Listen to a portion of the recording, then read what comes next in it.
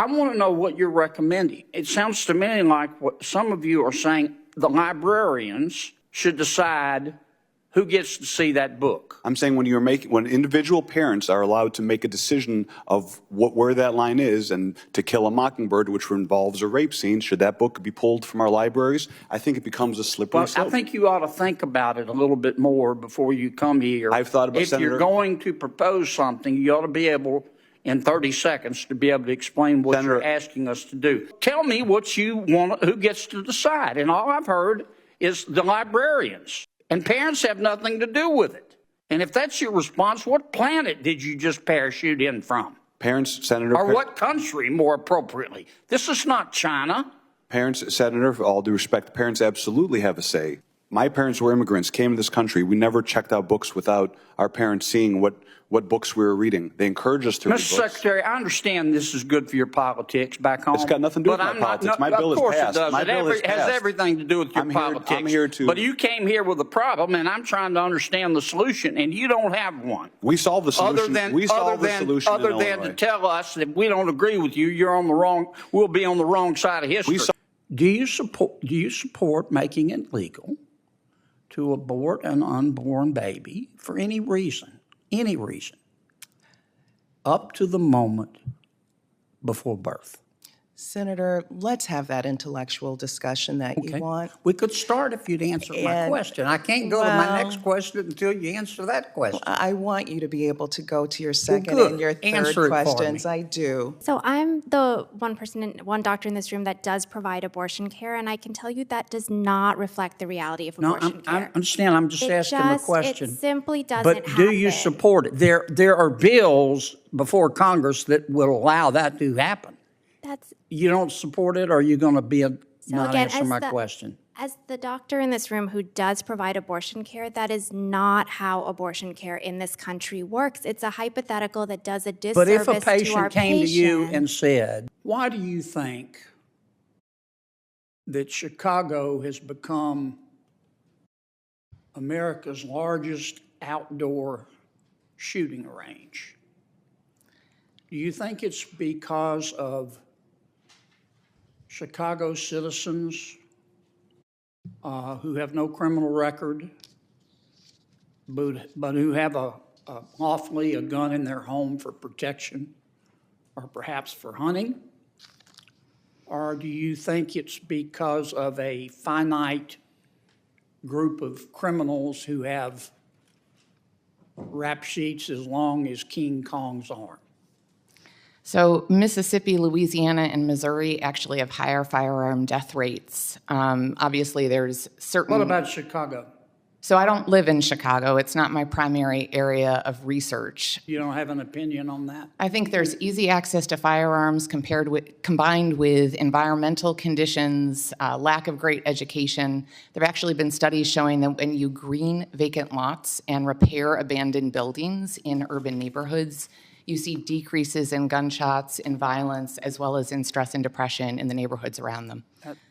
No disrespect, Doc, but that sounds a lot like word salad to me. Professor Goodwin, help me understand your point of view. I think this is a yes or no question. Do you support it being legal to abort an unborn child up to the moment of birth? Senator Kennedy, it is not a yes or no question. I support women like Ms. Zarowski. Women across this... No, ma'am, I don't... I think it is a yes or no question. No, well, let me answer. If there were a law that's... I'm just trying to understand your perspective, and I'm not accusing you of this. Of course not. But you know, people sort of talk around this issue. If there were a bill that said that a woman has an unfettered right to abort an unborn baby for any reason up to the moment of birth, would you vote yes or would you vote no? Senator Kennedy, I refuse to be shackled by your question. What I have answered is that there are conditions that You don't occur know during whether you would pregnancy. vote yes or no? There are conditions during pregnancy that mean after 10 weeks, No, I said 14 weeks, I said 20 unfettered weeks, discretion. 24 weeks, You conditions you such would as Ms. support- Zarowski. you're here and advocating- I would support her life. I I would understand, support her too, personhood. But you're advocating a law. I support her You're personhood. advocating a law that says that an unborn baby can be aborted up to the moment of birth for any reason, are you not? Let me clarify what the 14th Amendment says in the first sentence, that citizens of this United States are individuals that are born. That is what our Constitution says. But Do why you won't you support our answer my Constitution? question, Professor? I'm not trying to argue. I just want to understand what your position is, and I think you're afraid to say that you do support that. If you do support it, I think you, just for the purpose of an intellectual discussion, you ought to just say so. For purposes of an intellectual discussion, I'm happy to have that with you, but Well, then, that's not the tone of... could you answer my question? Do you support, please? I mean, you teach, okay? I'm sure you've had students ask this question. As I have explained, there are many different conditions. No, I said during unfettered a discretion, no conditions. I'm making it easy for you. Well, I've already shared with you, Senator, that I I get it. support women's I don't want to use all personhood. my time. You're not going And to I answer support it, Ms. and that is your Zarowski's right. But I personhood. would respect you more if you just say, "Here's my I'm answer." sorry that you don't respect I me do very respect much. you, but I said I'd respect you more if you just answer my question. Doctor, tell me how to say your last name. Ms. Dr. Rubenhorst, do you support a law that would allow, for any reason, unfettered discretion, the abortion of an unborn child up until the moment of birth? No. You don't. As the doctor in this room who does provide abortion care, that is not how abortion care in this country works. It's a hypothetical that does a But disservice if a to our patient came to you patient. and said, I'm going to probably have a baby this week and I've changed my mind, and I would like you, doctor, to abort the child, would you do it? That is not how abortion care in But this if, country but if a works. patient did, would you do it? My job as a doctor is to look at each individual situation. I mean, but I'm have sorry, I don't never- mean to be rude, but I can tell neither you nor the professor will answer my question. I And I have think nev- you both have an opinion, and I don't understand why you won't share it. I We're have going to solve this provided- problem. I've Doctor- provided care for a doctor, few how years, about and I've you? never Could you- seen that situation. How about you, Doc? Would you? Do not support unfettered abortion, and I would like to point out that if a woman did have a life-threatening condition in pregnancy past approximately 22 weeks, that baby can be delivered alive by induction or C-section, and we can try to save that baby. The intent of abortion is a dead baby, and that is not necessary in that situation. I mean, I want you to all understand where I'm coming from. This is a tough issue. And it's a tough issue because there's some tough questions we've got to answer. And when you won't answer the questions, when you're invited by my Democratic friends, the majority, and you won't answer the most fundamental question, we've got a bill in front of us that will basically say a woman has the unfettered right to abort at any time for any reason up to the moment of birth. And that's a gut check issue. And I would expect you as experts to answer that truthfully, how you do it. Thank you for your indulgence, Mr. Chairman. I confess I'm a little confused, and I appreciate the argument or discussion that we've been having, but for me, it's a little too conceptual or, I don't know, metaphysical or theological or whatever you want to call it. I want to try to understand what you're asking us to do. Let's take two books that have been much discussed. The first one is called All Boys Aren't Blue, and I will quote from it.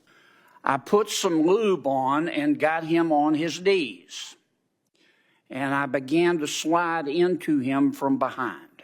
I pulled out of him and kissed him while he masturbated. He asked me to turn over while he slipped a condom on himself. This was my and I was struggling to imagine someone inside me. He got on top and slowly inserted himself into me. It was the worst pain I think I have ever felt in my life. Eventually, I felt a mix of pleasure with the pain. Close quote. All boys aren't blue. The second is another much discussed book. I'm sure you're familiar with it. It's called Genderqueer. Let me read an excerpt from that. Quote, I got a new strap-on harness today. I can't wait to put it on you.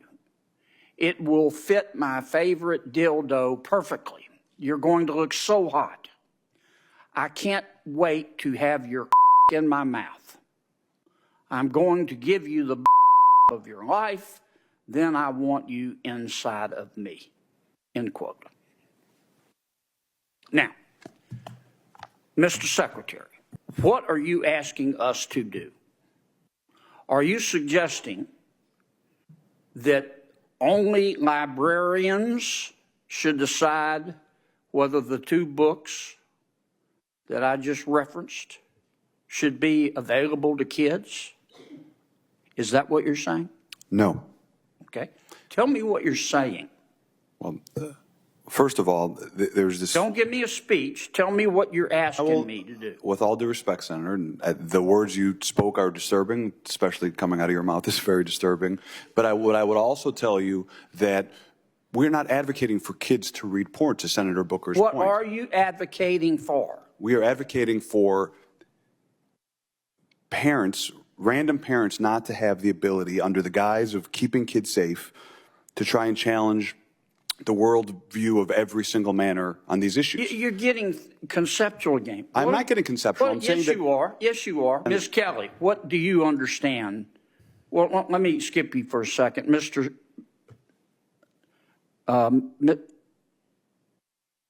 Cameron, tell me what you're proposing. It's pronounced mix.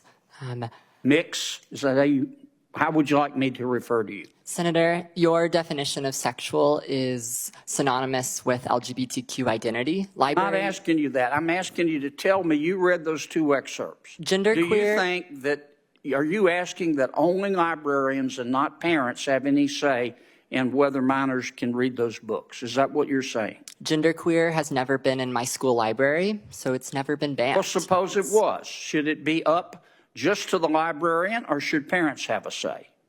There should be facilitation of collaboration between students. Should parents have a say? Parents should be working with students and educators to be making decisions, because students are. And who decides ultimately? The librarian, or do you take a vote, or who takes the vote? Book review committees in the community in my school district. You want a committee to decide? There are committees. Okay. Well, I'm asking you, how do we decide whether the two books that I just referenced should be available in the library?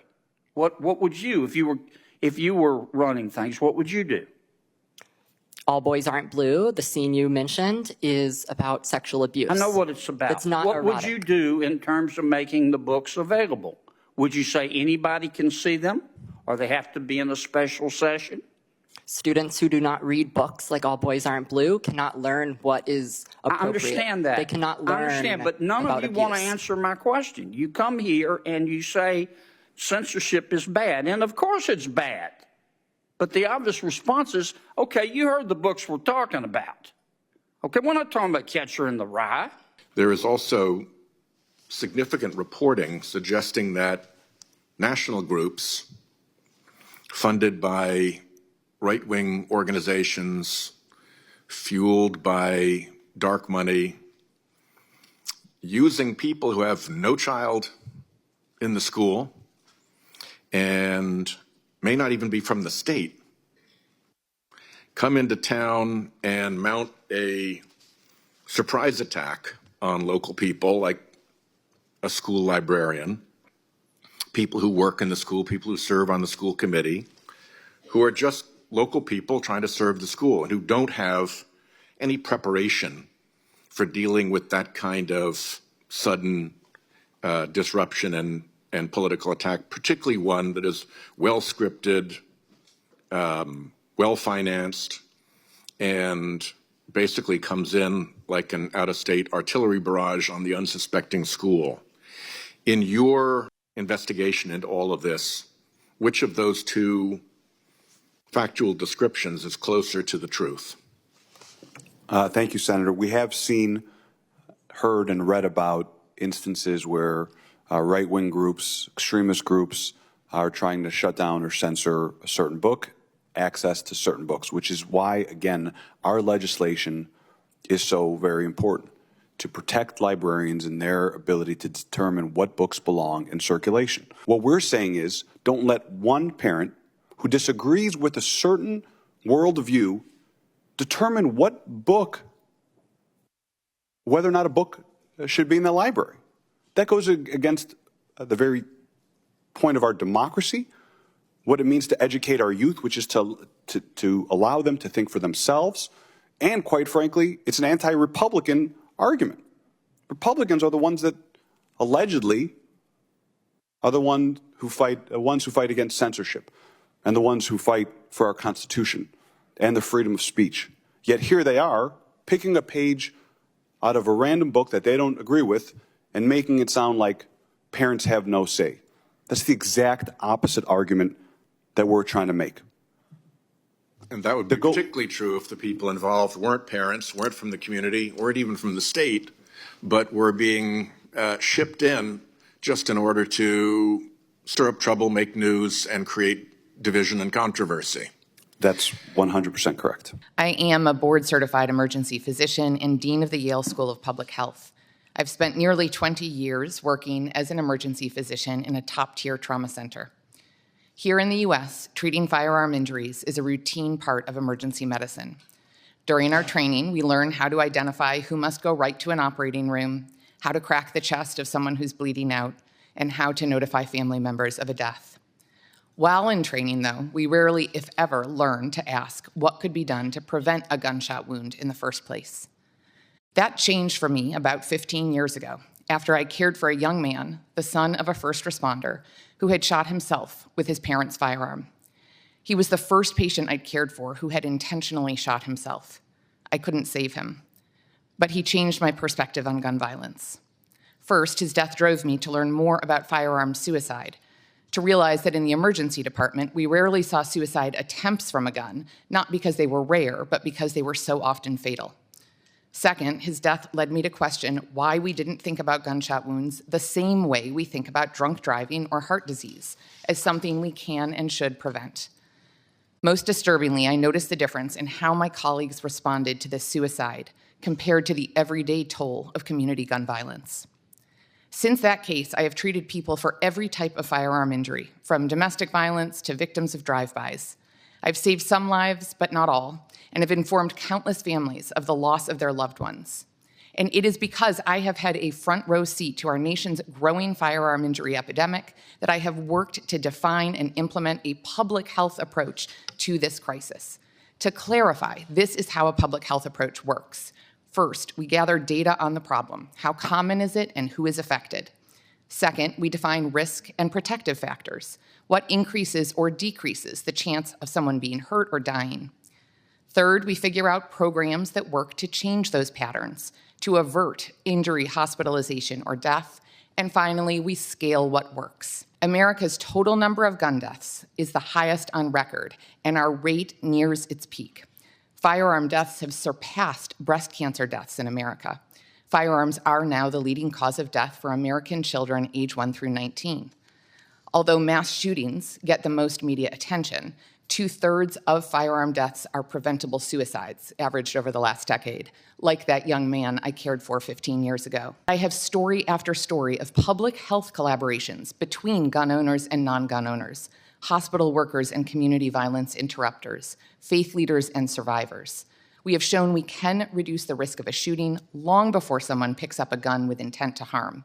Through your bipartisan commitment to this public health approach, our country can reduce firearm injury and death for all. Let me ask you this. In September of this year, our New Mexico governor issued a public health emergency order, and she suspended the right to bear arms in Albuquerque and the surrounding county. Do you support that? I do not. What I do support is the work that New Mexico Yeah, has but do done you with. support that? No. You don't? Okay. Let's see.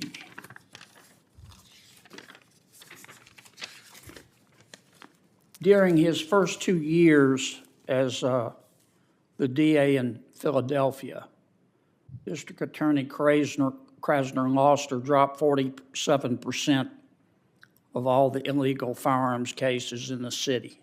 Do you agree with that? I'm not a lawyer. I'm a physician and a public health professional. I can say that New Mexico has done amazing work in trying to address the suicide and partner violence. I'm asking about Philadelphia.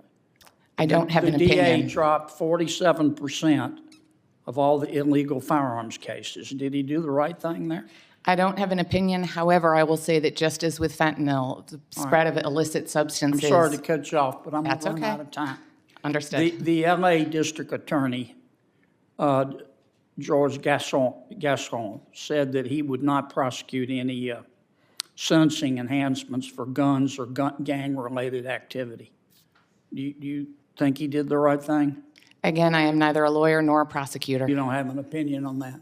I honestly don't know enough about it to have an opinion. You don't think gangs should be prosecuted for having illegal guns?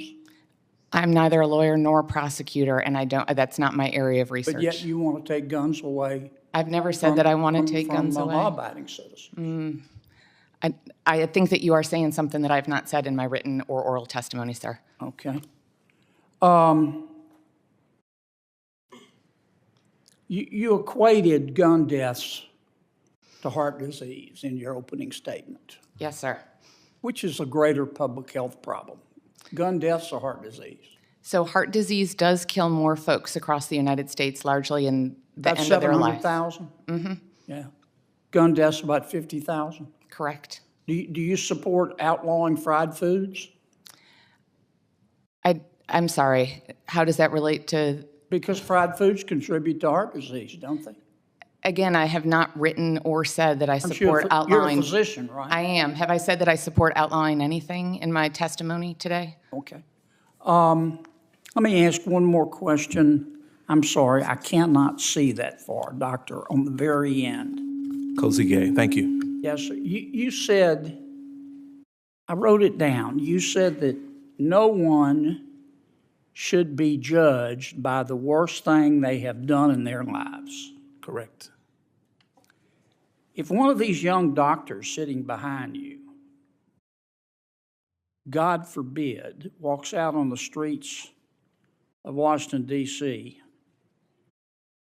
and is raped or sodomized, you don't think the rapist should be judged? I don't think it should be terminal. It shouldn't be for the rest of their lives. You think we should forgive them and not give them any punishment? I believe in You forgiveness. think nobody's responsible for their actions? I believe in responsibility. I believe in forgiveness. Thank you, Mr. Wow. Thank you, Mr. Chairman.